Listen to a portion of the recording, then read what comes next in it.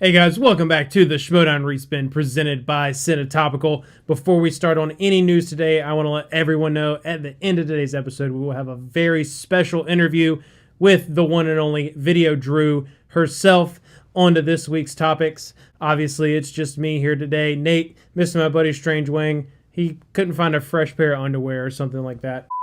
I don't wear underwear, but Respin fans enjoy the show anyways. But first topic, a lot of talk in the league about the Pride. What kind of heel are they? Are they heels? Are they good heels? Honestly, I don't think so.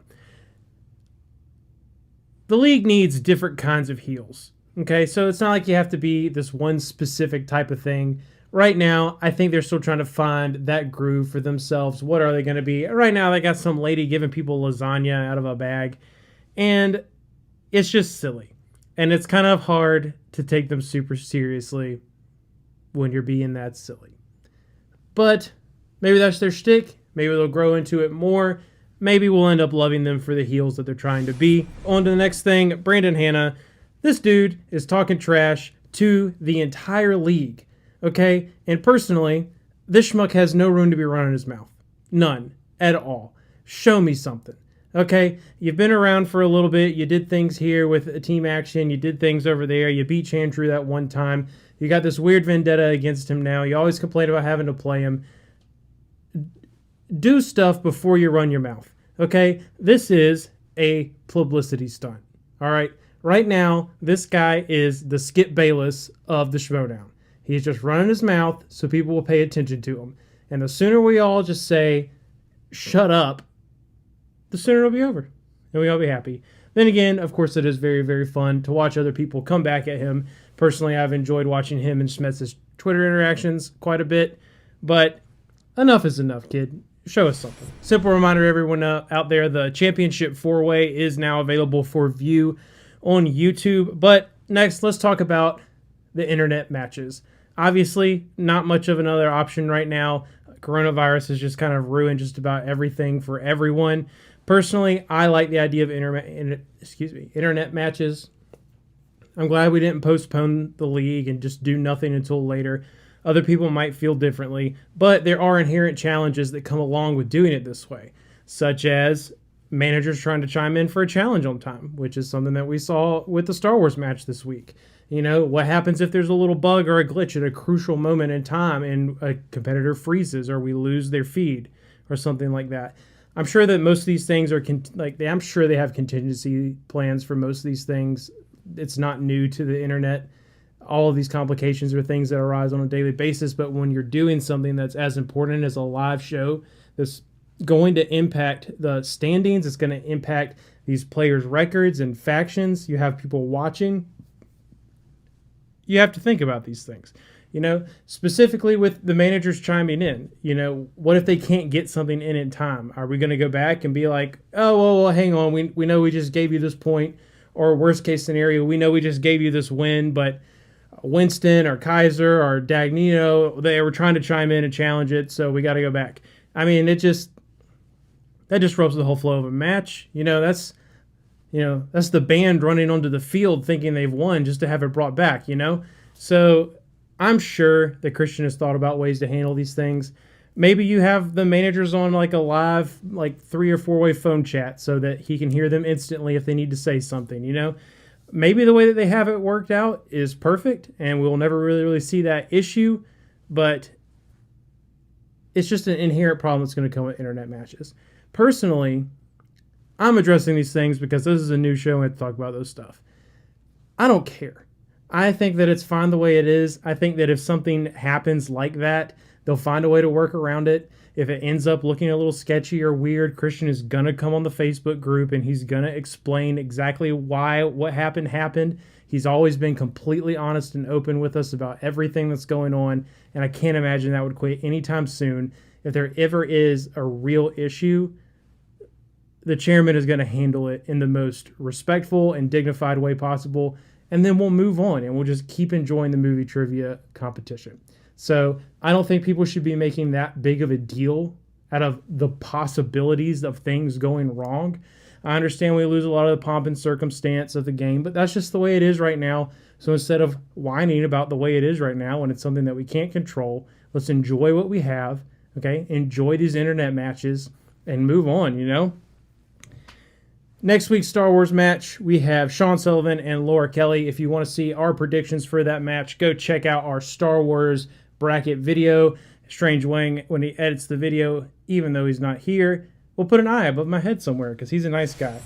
So, on to this week's match. We had the first playing game of the Star Wars tournament. Andres Ace Cabrera representing Swag versus Josh, sorry I'm butchering your name, Quaveda?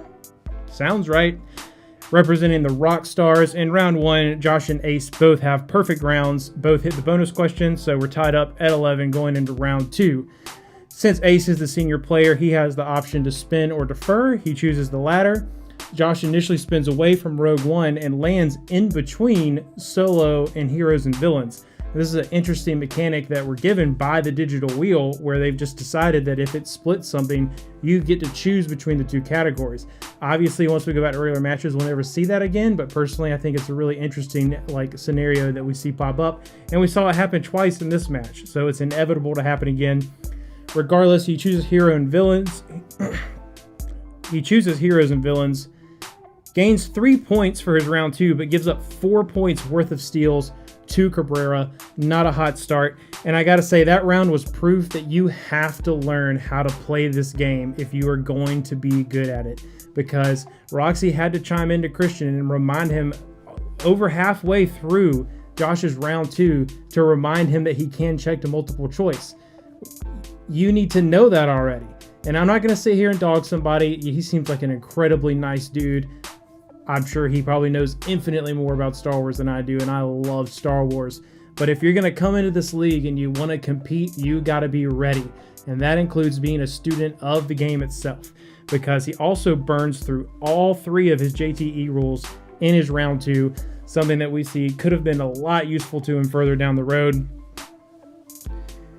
On to Ace's spin, he ends up taking The Force Awakens. And categories like this are what make the Star Wars tournament really interesting to me, because you can get a whole round's worth of questions based on one film.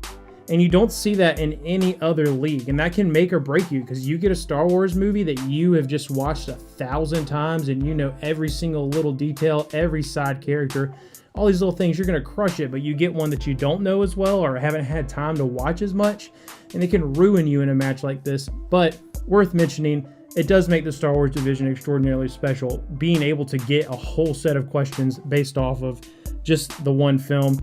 Andres adds 5 more points to his total in round two, gives a 1-point steal to Josh. Regardless, he has the 20-15 lead going into round three, and this is where things get really interesting, as they often do in round three, but for some controversial reasons this time.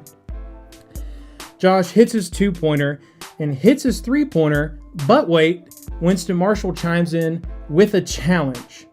Okay, but we're going to come back to that later because controversy. Initially, the challenge is dismissed, so it goes to Ace due to the tie game, has to hit his 2-point. He nails it easily. We go back to Josh, who has to hit his 5-point for the win. He does not. So, with that being said, Ace, regardless, moves on to the actual bracket in the tournament. He wins the playing game match. Personally, I am super surprised. And this was dumb on my part, after watching him get absolutely wrecked by Robert the Spider Parker in Inner Geekdom. I just did not know what to expect from this guy from Star Wars. I know, he has the Star Wars show, he does all this stuff, but all of these competitors in the Star Wars League do things centric to Star Wars, and we have seen some of them come in and just not be able to hold their own at all. Maybe it's the lights, maybe it's being a rookie, who knows. Regardless, Ace, very, very impressive today and gets the win for his team. But let's go back to that challenge, because Ace had to answer a question. This was not a TKO. So Swag doesn't get the points that they would. So that just ties them for second place. Initially, Winston comes in, and his challenge is that Josh did not get the question in time. Okay? Ace kind of immediately steps over him, challenging the fact that Josh didn't give the full name of Ki-Adi Mundi. This is so complicated because how do you judge that first step in? Ultimately, they just went with the challenge that Ace issued, and Winston did a decent job of just kind of rolling with it, okay? But if a manager comes in and issues a challenge, is that what you have to stick with? Or are we going more towards that rule that they do with people giving answers? Okay, if you start to give an answer, but then immediately correct yourself, you're allowed to correct yourself. But Winston didn't correct himself. His player corrected, not even a correction necessarily. Ace just wanted a different challenge. And this is one of the intricacies, the things that's going to come in and be a little bit of an issue with the online matches, because if they are in studio, okay, Winston can come in, they can have a little conversation, maybe settle on something. All right, Christian immediately dismisses Winston's initial challenge, saying he was watching the timer. Josh started to give his answer, even if it was a stammer, before the clock ran out, so that's good. All right, the second challenge about the pronunciation, or not even the pronunciation, just the lack of giving the full name, was initially dismissed. Christian comes back later and decides, I guess conferring with some of the other Star Wars players, maybe people who know the game, that it doesn't count. The challenge actually is upheld, which in turn gives Cabrera the TKO and the points to bump Swag up. Okay, so many people have thoughts and opinions on this. Most of what I've seen has been positive, and I agree. If you get it wrong, you need to fix it. And this isn't the NFL or the NBA or something like that where the refs are going to come back and be like, we shouldn't have thrown the flag, or we should have thrown the flag and changed the score based on a penalty or a challenge that was or wasn't upheld, right? So I love that Christian has the integrity and the honesty to come out and be like, hey, we goofed. You know, it wasn't right. It shouldn't have counted. And I agree that it shouldn't have counted. Everyone who plays in the Star Wars League knows ahead of time how detailed this league gets, okay? You should know that you have to have that full name. All right, I'm not knocking Josh. It's the first time he's played and all that kind of stuff. But as far as the challenge being upheld or not upheld, 100% in agreement with the decision that the chairman ultimately went with. And it does carry a lot of weight because it gives Swag those extra points having the TKO. Regardless, congrats to Ace Cabrera. We'll see how far he goes in the rest of the tournament. But now we are very, very excited to announce we have our special interview with the one and only Video Drew. Today on Cinetopical Schmoedown Respin, we are extraordinarily excited to have the always eccentric Video Drew with us. Video Drew, how are you doing today? Video Drew is alive, unfortunately. Video Drew, are you sure you're okay? You just don't look too much like yourself. I notice you're missing your signature lipstick, and I really don't mean any offense, but is that a small mustache? Video Drew has seen on the interwebs that toilet paper is now very hard to get because of the coronavirus. Video Drew's lipstick is also very hard to get now. Well, onto our actual Schmoedown questions. Video Drew, you were one of the first players that was traded to a different faction other than the one you were drafted from to actually play for the faction you were traded for. Tell us a little bit about your adjustment to the dungeon. Video Drew has adjusted well to new Tom and new faction team players. Video Drew also likes all the teeth left by the dungeon's previous owner. Why are there teeth? Drew, since you have adjusted so well to your new faction, have any of the other new signees or new trades reached out for you for advice on how to adjust to their new factions? Can Video Drew have your teeth? What? No. But my buddy Strange Wang, he might give you some of his teeth in exchange for a date. But fair warning, if the date goes well, he might give you something else too, but we have confirmed there is a shot for it. Video Drew has enough teeth, thank you. Video Drew would like to not talk anymore. Well, there goes another Respin interview. Thank you guys so much for watching, and remember, as always, like, comment, share, and subscribe.